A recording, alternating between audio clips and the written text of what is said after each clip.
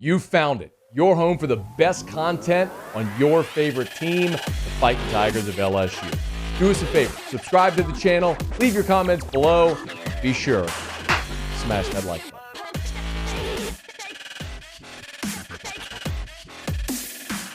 Sunday, we learned that Joe Brady fired in Carolina as the offensive coordinator before even finishing his second season in that role. Matt Rule, the head coach there in Carolina, did address the media on Monday. Here's what he said about Brady's firing. When I took the job, I decided to, I decided to be bold and step outside my comfort zone, and someone that I knew, and went in a different direction. I went with Joe, and I certainly don't look at that as a mistake. I think what Joe did the first year, dealing with COVID and installing a whole new system. We obviously had some turnover at the quarterback position. I think. I look at Joe's time here as I see all the good things that he did. It's just you get to a time such as this, and it's time to move in another direction and continue the evolution and the process of building forward. And I'll just say it again. I think Joe's going to have a fantastic career. Sometimes the worst things that happen to you are the best, and I'm grateful for his time here. So he's done a lot at a young age. He's got a lot more to do, and he'll do a lot of great things. I wanted to go outside and be bold and be aggressive, and I think we've had a lot of good moments, and there's a lot of good things that are in the system that we'll build off of moving forward. So that's what Matt Rule had to say about the decision to move on from Joe Brady. Panthers are 5-7 right now through 12 games in year two there under Matt Rule.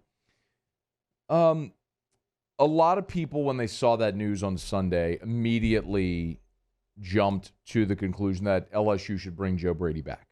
And I want to be abundantly clear, so there is no ambiguity whatsoever. I think that is a very bad idea for a myriad of reasons. I have said for 2 years now that Joe Brady's role in 2019 has been so vastly overstated. Let me be clear. I am not saying Joe Brady didn't do nothing, man. What I am saying is Joe Brady has gotten way too much credit for 2019.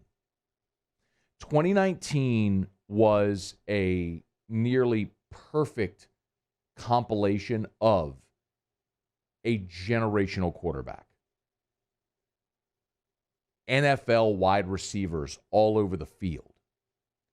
A veteran play caller in Steve Ensminger. And a young guy in Joe Brady bringing in some new concepts. So many people looked at 2019 and said, well, it's Burrow and Ensminger and a lot of the same guys, and the only difference is Brady, and look at this great offense. He had to be the difference, right? Not exactly. Burrow hit this parabolic curve. Jamar Chase, as a freshman in 2018, was injured for much of the year. He had a breakout in 2019. Thad Moss was healthy. Think about the role he played. Clyde Edwards-Helaire, who wasn't a factor very much. Well, he was in 2018, but became an all-SEC running back and a first-round draft pick in 2019. Yes, Joe Brady absolutely was a piece of the puzzle and deserves credit for that. But the national narrative became that he was the OC and the guy responsible for building that offense, which just wasn't true. It wasn't true. Joe Brady is not an experienced play caller. And we saw the issue with hiring an inexperienced play caller in Baton Rouge this year. I've said this about Jake Peetz. It's not that Jake Peetz doesn't know offense. Jake Peetz knows more about offense than I'll ever know. Anybody listening will ever know. But Jake Peetz also has never called plays. And there's a fundamental difference between knowing offense, like being able to take a test and answer questions or explain things, and being in a game when bullets are flying and the play clock is running down and you got to make a decision and call a play and nail it and see things evolving as they're happening. It's different. And Ensminger was brilliant at that. He had done it for so many years. I mean, to the point, after 2019, you lose Joe Burrow and you lose Clyde and Jefferson and Chase opts out, and then Marshall opts out, and Gilbert opts out, and yet all the injuries, and Miles Brennan gets hurt, and you have 2 freshman quarterbacks. Understand, 2 freshman quarterbacks. All those opt-outs. LSU still averaged 32 a game last year. Offense wasn't a problem in 2020. It was that Bo Pelini piloted literally the worst defense in the history of LSU football. They allowed 35 a game. Hell, just allow 30 a game, and you're at least 2 games better. You beat Mississippi State and Missouri, at least. So, no, I don't think Joe Brady is the answer. I don't think Joe Brady is an experienced play caller. Well, I know he's not an experienced play caller. And his first real opportunity to do that is not gone well in Carolina. He got the guy he wanted in Teddy Bridgewater, who he had a relationship with from his time in New Orleans. And then they went all in on Sam Darnold, and that didn't go well. And then they have Cam Newton, and that didn't go well. And, it's what it is at this point. And you put on top of that the fact that Brady admittedly does not like recruiting. He is not a fit. Y'all, Joe Brady, as Matt Rule said, that's 31 years old. He's going to be fine. He's going to learn a lot. He's going to stay in the NFL. The NFL is a copycat league. It's why Matt Rule thought outside the box there, because it's copycat. It's what the Sean McVay is a young guy in his early 30s. He gets the job with the Rams, and in 2 years they're in the Super Bowl, and everybody goes, that's the ticket. And then you see all the success that Kingsbury's having. You go, man, he was a failed college head coach. How's he doing this now? Because you have to recruit in college. In the NFL, you draft Kyler Murray. In college, you got to recruit Kyler Murray, and he ain't going to Texas Tech. Bud, So you're just stuck. You're limited by who you can recruit, and Joe Brady don't want to do that. So stay in the NFL. Let him stay in the NFL and find his way, and he'll do great. And always be appreciative for what he did in 2019. But understand what his role was. I laughed so many times this year, and this is how lazy the national narrative gets. When I'd watch games and they talk about Joe Brady as the offensive coordinator from 2019, which he wasn't. And let me also remind you, Joe Brady didn't work with quarterbacks. Steve Ensminger and George Munoz worked with the quarterbacks. Brady worked with the receivers.